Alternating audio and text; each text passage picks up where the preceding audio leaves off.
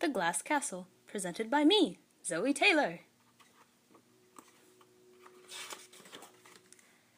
This particular part takes place in Welsh. It is page 178 through 179. A warm spell in January seemed like good news, but then the snow started melting and the wood in the forest became totally soaked. We couldn't get a fire to do anything but sputter smoke.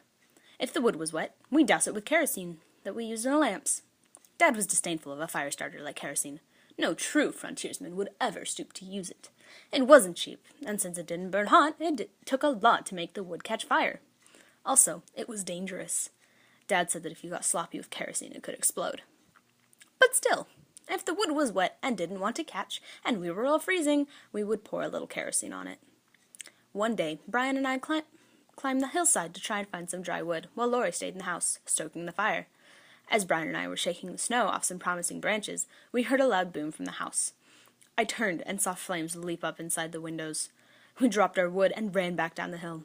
Laurie was lurching around the living room, her eyebrows and bangs all singed off, and the smell of burned hair in the air. She had used kerosene to try to get the fire going better, and it had exploded, just like Dad had said it would. Nothing in the house except Laurie's hair had caught on fire, but the explosion had blown back her coat and skirt, and the flames had scorched her thighs. Brian went out and got some snow, and we packed it on Laurie's legs, which were dark pink. The next day she had blisters down the length of her thighs. "Just remember," Mom said, after examining the blisters, "what doesn't kill you will make you stronger." If that was true, I'd be Hercules by now, Laurie said. Days later, when the blisters burst, the clear liquid inside ran down to her feet. For weeks, the fronts of her legs were open sores, so sensitive that she had trouble sleeping under blankets. But by then, the temperature had fallen again, and if she kicked off the blankets, she froze. One day that winter, I went to a classmate's house to work on a school project. Carrie Mae Blankenship's father was an administrator at the McDowell County Hospital, and her family lived in a solid brick house on McDowell Street.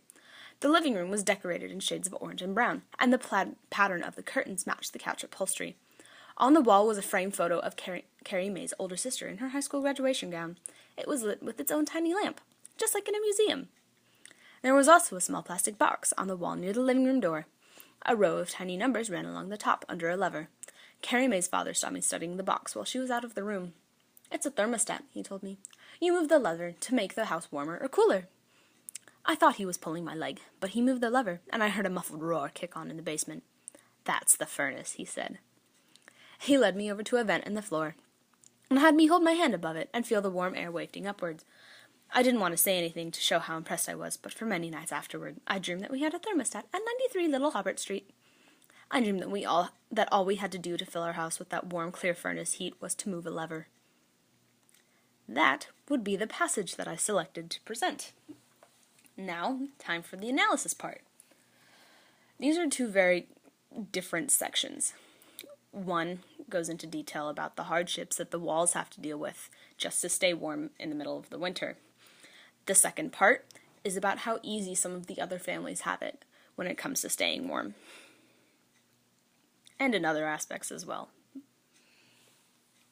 The purpose of these two passages was as an introduction for Jeanette to a better and more modern way of life. It eventually kickstarts her and Laurie's desire to head to New York to get a better life where they weren't struggling for everything, like heat.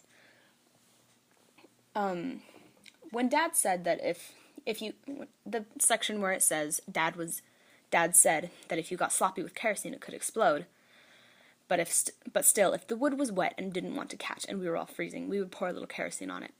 That section shows that Daddy Walls is very determined to raise his kids right. He's determined to, well, for one, uphold his manliness. As it says, no true frontiersman would ever stoop to use the kerosene.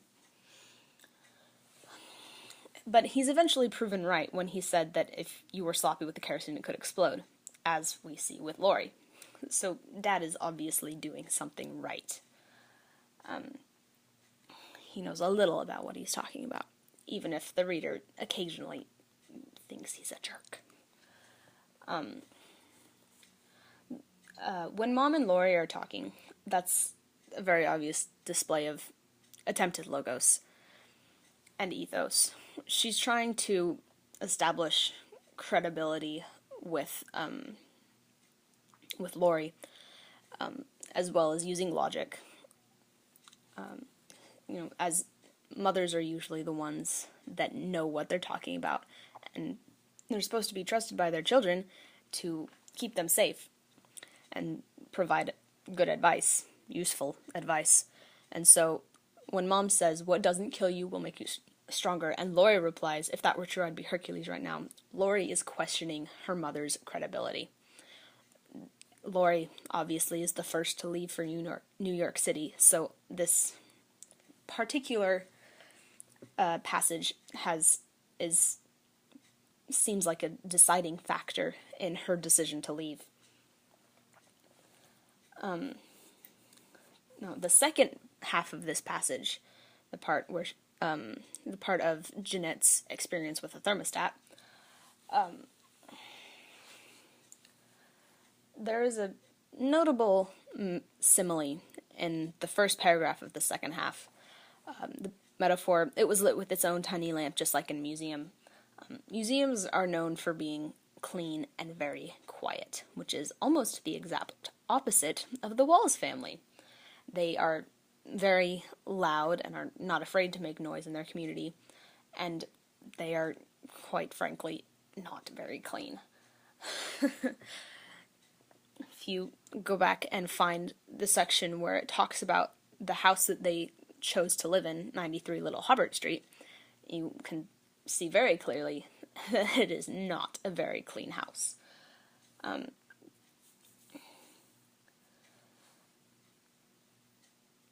The Walls, museums are also known as places where it seems like the items contained within them will last forever, whereas the Walls are actually just worried about lasting the next month.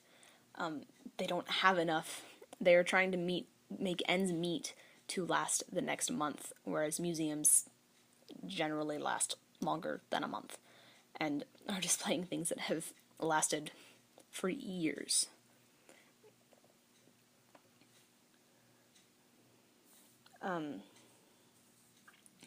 The imagery that we see when the Blankenship's house is described, the solid brick house on McDowell Street, the living room decorated in shades of orange and brown, and the plaid pattern of the curtains matching the couch upholstery, and the framed photo of Carrie Mae's older sister in her high school graduation gown that is lit with its own tiny lamp.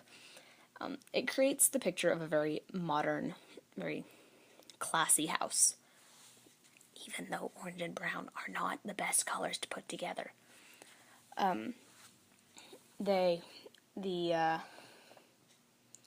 It's essentially Jeanette's first introduction to the modern way of life.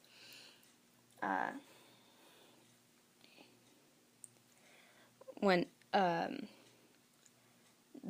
thermostat and the furnace being introduced to Jeanette in this passage is key in making her want to leave for New York. She realizes that her family is actually taking the rough way through life, and she realizes that there's a better way to live their life, and she just has to work for it. Going back to the first passage, two sentences in particular. As Brian and I were shaking the snow off some promising branches, we heard a loud boom from the house. I turned and saw flames leap from inside the windows. This makes us think about how things always seem to be going, as things seem to be going well for the Walls. Something messes it up. Sort of along the same lines as Dad stealing all of Laurie's money for her that she was saving to get to New York. Their family just sort of falling apart as the kids find a better way of life. These two passages are almost key turning points in the novel, and lead to a desired change in life for the kids.